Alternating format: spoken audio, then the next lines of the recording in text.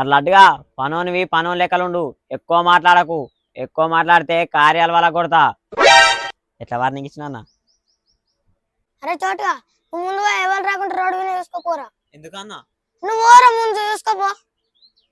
సరే అన్న. మొత్తోడు రోడ్డు మీద నుంచి ఎవరు రాకుండా చూసుకోమన్నాడంటే వాళ్ళతో లొల్లి పెట్టుకుంటాడు అన్న. లొల్లి కాదు, వాళ్ళని కొట్టినా కొడతాడు అన్న. కోపం ఎక్కువ అసలే. అన్నా ఎవరు అత్తలేలే. అరే చోటుగా ఎవరైతే అత్తలేదు గారా.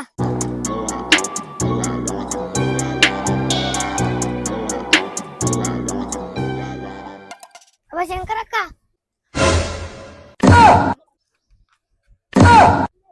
ఊరిని అక్క.